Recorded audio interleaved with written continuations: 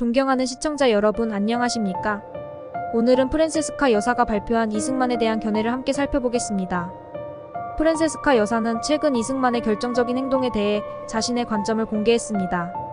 그녀는 이승만의 지도력과 정책에 대해 강하게 지지하며 이를 통해 이승만이 한국의 미래를 개척할 것으로 기대하고 있는 것으로 전해졌습니다.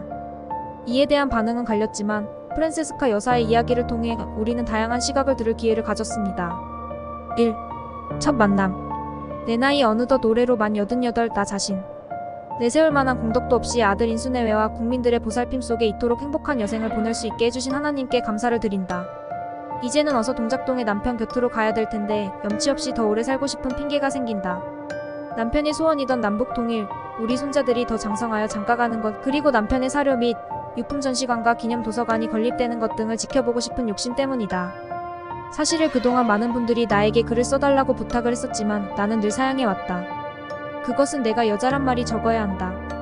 우먼 슈드 비신 나트 비어드는 남편의 가르침에 따라 살아온 때문이다. 그러나 옆에서 며느리가 건강장수하셨던 아버님을 보필하시는 중에 그 생활이나 식사관리, 건강상의 비결 같은 것을 이야기해 주실 수 있다면 우리 국민의 건강을 위해 여러 가지로 도움이 될 듯 싶은데요 하고 조르는 바람에 나의 두서없는 말을 며느리가 받아쓰기로 하여 이 글을 시작한다. 생각해보면 지금으로부터 55년 전 1933년에 내가 리 박사를 처음 만나게 된 곳은 스위스 제네바의 레마노반에 있던 호텔 드 라 리시의 식당이었다. 그때 나는 어머님을 모시고 프랑스 파리를 경유해서 스위스 여행을 하고 있었다. 그 당시 리 박사는 일본의 만주 침략이 논의의 대상이 되고 있던 국제연맹에서 일제의 학정을 또다시 받게 된 만주의 한국 동포들의 애절한 입장을 호소하고 국제연맹의 방송시설을 이용해서 한국을 독립시켜야만 극동의 평화가 유지된다고 역설하며 각국 대표와 신문기자들을 만나는 등 각방으로 활약 중이었다. 우리가 이 호텔에 여장을 푼 이튿날 저녁 식사를 하려고 4인용의 식탁에 어머니와 내가 단둘이 앉아있을 때 이미 10,000원이 된 식당에서 리 박사도 식사를 하려고 앉을 자리를 찾고 있었다.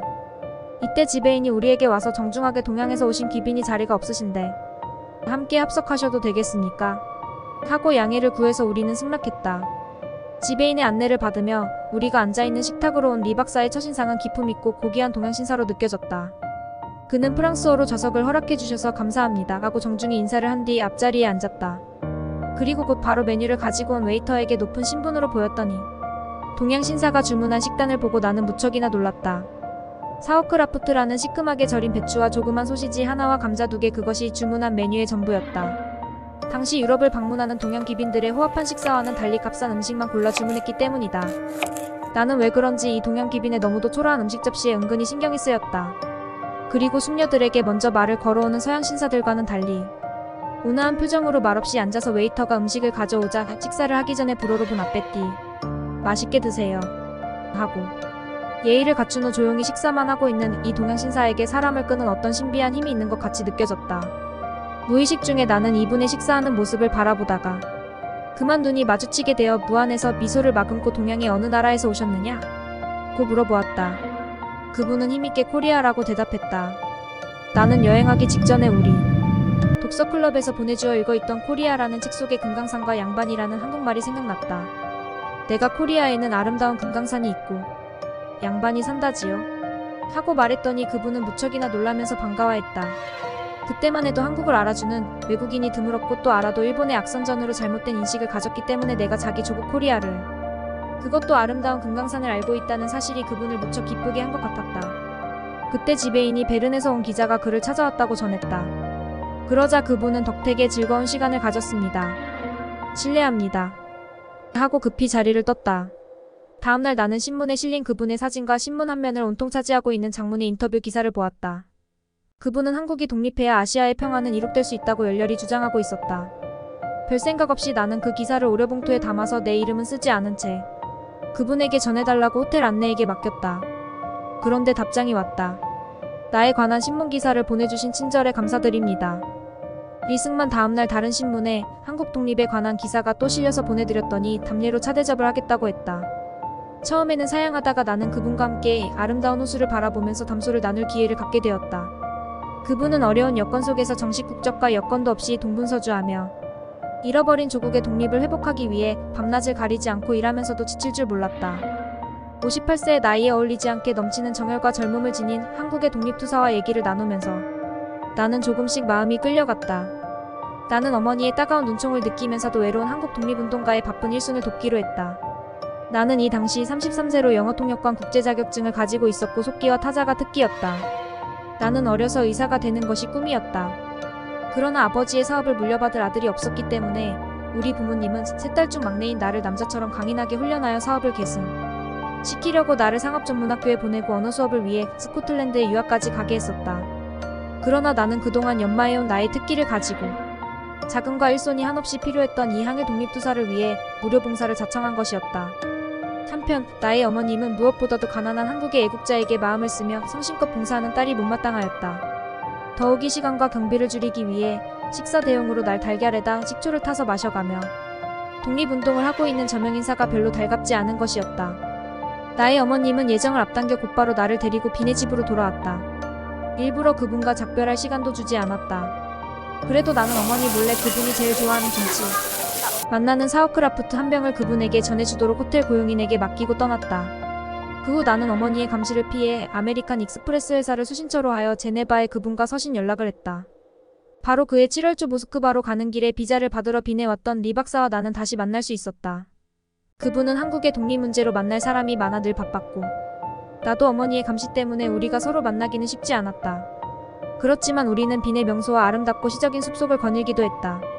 어린 소년처럼 순수하고 거짓 없는 그분의 성실한 인품은 나에게 힘든 선택을 하도록 용기를 돋우어 주었다.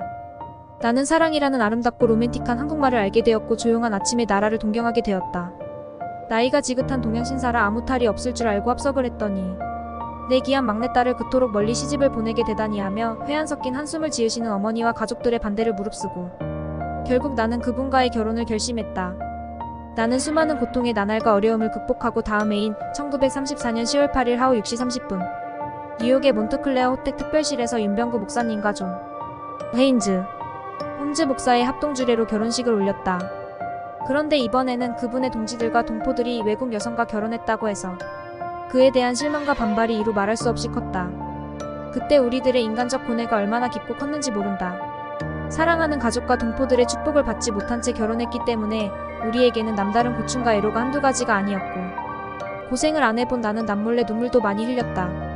모든 것을 참고 이해와 믿음으로 극복하며 노력함으로써 온갖 어려움을 이겨낼 수 있었다. 남편은 그간 해외에서 30여 년을 독신으로 독립운동을 하면서 사과 한 개로 하루를 견디며 끼니를 걸을 때가 많았다. 심지어는 생일날 굶은 적도 있었다. 그러나 결혼 후에는 생일날만은 꼭 미역국과 쌀밥과 잡채와 물김치를 차려서 기쁘게 해주었다. 무엇보다도 집에서 아내가 만들어주는 규칙적인 식사를 할 수 있게 된 것을 그분은 무척이나 기쁘게 생각하며 감사했다. 프란세스카 여사의 눈에 비친 이승만이 신혼시절 지금 와서 회상해보면 우리들의 신혼생활은 행복했지만 온 민족의 사랑과 기대를 한 몸에 받고 있던 독립투사의 국제결혼에는 남다른 어려움과 말 못할 사연이 많았다. 특히 결혼 직후 나를 가장 서글프게 했던 일은 하와이 동포들이 나의 남편에게 혼자만 오시라고 초청 전보를 보내왔을 때였다.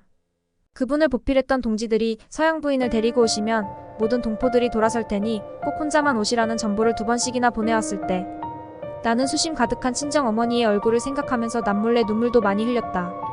그러나 자기 소신대로 행동하는 남편은 하와이 여행에 서양 부인이 나를 동반해 주었다. 남편은 하와이로 가는 배 안에서 몹시 마음을 죄고 있는 나에게 이번에는 우리를 환영해줄 동지가 아무도 없겠지만 다음 여행 때는 달라질 것이라고 위로해 주었다. 그런데 이 박사가 서양 부인을 데리고 온다는 소식을 듣고 수많은 동포 구경꾼들이 부두에서 우리를 맞아주었다. 그리고 이 박사가 데리고 온 서양 부인에 대한 동포들의 호기심과 궁금증이 얼마나 대단했던지 그 당시 하와이에 있던 한국 동포 1,000명 이상이 모여 큰 잔치를 벌이게 되었다. 이 뜻밖의 모임에서 우리 부부에 대한 동포들의 노여움이 다소 풀린 것 같았다. 우리가 하와이에 머무는 동안 동포들은 자기 집으로 우리를 초대하거나 맛있는 한국 음식과 김치를 보내주기도 하였다. 나는 이때 처음으로 김치와 고추장을 먹어보고 그 매운맛에 정말 혼났다. 김치도 매웠지만 고추장은 입안에서 폭탄이 터지는 듯한 느낌이었다. 그렇지만 김치와 고추장은 남편이 가장 좋아하는 한국 음식이기 때문에 만드는 법을 자세히 배워두었다가 집에 돌아오자 나는 곧 김치부터 담가보았다. 내가 담근 첫 번째 김치 맛은 남편의 칭찬을 받을 정도로 성공작이었으나 고추장은 실패작이었다. 이후로도 내가 담근 김치는 남편은 물론 당시 장기영 씨와 임병직 씨를 무시한 한국 손님들의 인기를 독차지했었다. 지금의 유학생들과는 달리 김치를 담가 먹기 힘들었던 한 표 없이 같은 동포 유학생들에게도 나는 김치를 담그면 가끔 나누어 주었다. 우리가 신혼생활을 시작할 무렵 남편은 나에게 한국의 남자들은 부엌에 들어가서 아내를 도와주는 일은 하지 않는다고 말해주었다. 나도 친정에서 정숙한 부인은 남편으로부터 부엌 일을 도움받아서는 안 된다는 가르침을 받고 자랐다고 말했더니 그분은 무척 대견해하였다. 그 당시 나의 친정이 있는 오스트리아 빈에서도 남편들은 미국 남자처럼 부엌에 들어가서 아내 일을 도와주는 일은 없었다. 그리고 한국에서는 남편이 아내를 칭찬하거나 아내가 남편을 칭찬해서는 안 된다고 그분은 여러 번 나에게 일러주었다. 아무튼 남에게 남편에 관한 이야기는 일치하지 않는 것이 좋고 그것이 현명한 아내의 도리라고 그분은 나에게 말해주었다. 신혼 초에 우리는 미국의 각 지방을 돌아다니며 동포들을 방문했다.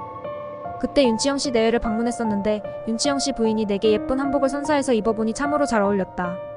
한복을 입은 내 모습을 보고 남편은 무척 흐뭇해하였고 나도 한복의 아름다움을 절실하게 느꼈다. 그 이후 내가 한복을 즐겨 입게 된 것은 물론이다. 그리고 그보다 앞서 우리의 결혼식 때 나에게 한복 웨딩드레스를 지어 입도록 부탁한 남편의 뜻을 따라 남궁엽 씨 부인과 내가 친정에서 가져온 하얀 천으로 한복을 만들다가 그만 실패해서 마음 아팠던 일도 잊혀지지 않는 추억이다. 다행히도 아들 인수가 결혼식을 올릴 때 신부가 아름다운 한복 웨딩드레스를 입은 사진을 보면서 나는 얼마나 돌아가신 남편 생각이 났는지 모른다. 나는 모든 한국의 아름다운 신부들이 서양식 웨딩드레스보다는 한복 웨딩드레스를 입는다면 얼마나 더 사랑스러울까 하고 생각해본다. 신혼 시절 남편과 내가 방문했던 미주의 우리 동포들은 대부분 생활이 어려웠다. 어떤 집에서는 먹을 것이 없어서 젖을 빨리고 있는 엄마와 아기가 다 영양실조에 걸린 것을 보게 되었다. 나는 그때 너무나 가슴 아파하던 남편의 모습을 지금도 잊을 수가 없다. 그리고 그토록 어려운 생활 속에서도 오직 나라의 독립을 찾겠다는 일념으로 독립운동 자금을 모아서 보내는 한국 동포의 뜨거운 애국심에 나는 절로 머리가 숙여졌다. 그리고 한국의 독립운동가로 유명한 남편이 왜 3등 열차나 3등 선실만을 골라서 타고 다니며 그토록 오랫동안 필사적인 독립투쟁을 계속하였는지 이해할 수 있게 되었다. 우리의 신혼살림도 어렵기는 마찬가지였지만 우리는 그런 때로 행복했었다. 남편은 가끔 나에게 적게 먹고 재치있는 여자로 생각되어 아내로 맞았다고 농담을 했다. 잠시도 쉬지 않는 부지런한 성격에다 건강하고 패기에 넘치는 59세의 신랑에 비해 34세밖에 안 된 나는 신경성 위병에다 변비로 신혼 초에 고생을 하였다. 그러나 결혼 후 매일 새벽 남편이 권하는 냉수를 마시고 하나님께 모든 것을 맡기는 신앙으로 마음의 안정을 얻고 보니 내 병은 완쾌되고 건강도 좋아졌다. 결혼 초부터 남편과 나는 매일 새벽 함께 성경을 읽고 하나님께 기도드리는 생활을 했다. 성경을 읽고 기도하는 생활은 남편이 독립운동을 할 때나 대통령직에 있을 때나 하와이 병실에서 돌아가실 때까지 한결같이 계속되었다. 지금은 남편과 함께 보던 성경을 우리 아들, 며느리와 손자들에게 가끔 읽어주곤 한다. 우리가 결혼하자 남편의 비공식 여권을 내줄 때마다 신경을 써야 했던 미국 무성의 미시즈 풀리는 지겨운 나머지 나에게 남편을 설득하여 미국 시민권을 받도록 하라고 말했으나 남편의 대답은 한결같았다. 한국이 독립할 것이니 기다려주시오. 그리하여 나는 남편의 조국 독립에 대한 집념과 그 누구도 범할 수 없는 한국인 특유의 위엄과 민족적 자부심에 언제나 압도당하는 것이었다. 지금은 아름다운 추억이 됐지만 그분과 결혼하러 빈에서 미국으로 건너갈 때도 나는 입국 비자를 얻기 위해 남다른 고충을 겪어야만 했다. 그분이 끝까지 미국 시민권을 거부했기 때문이었다. 이 당당한 무국적인 남편과 내가 이로 인해 겪은 고초는 그분이 대한민국 건국을 이룰 때까지 계속되었다. 일본이 내건 30만 달러의 현상금이 목에 걸린 채 비공식 여권을 가지고 독립을 쟁취하기 위해 하와이와 상해, 제네바, 모스크바 등 5대양과 각 대륙을 종횡무진 나그네 생활을 하였었다. 그리고 중국인 시체를 운반하는 배 안에 누워서 태평양을 건넌 적도 있었다. 30살에 고국을 떠나 외국에서 30여 년을 줄곧 독신 생활을 해온 남편은 신혼 시절 내가 마련한 규칙적인 식사 시간을 지키는 일이 쉽지 않았다. 나는 모든 지혜를 총동원하여 남편의 비위를 건드리지 않고 그분이 규칙적인 식사를 할 수 있도록 최선을 다하였다. 남편이 가정의 규칙적인 식사 시간을 엄수하게 되기까지는 오랜 시간과 인내가 필요했다는 것을 고백한다. 맨 처음 내가 한국에 왔을 때도 나는 남편이 규칙적인 식사 시간을 지키려고 최선을 다했고 이 일로 인해 남의 빈축도 샀고 남편으로부터 여러 번 책망을 들었던 기억이 난다. 프린스턴 대학에서 박사학위를 받았지만 남편은 늘 학생처럼 열심히 단어를 외우며 꾸준히 공부를 했다. 나와 결혼한 후 80이 넘을 때까지도 남편은 계속 공부를 하며 틈나는 대로 붓글씨를 연습하는 성실한 노력가였다.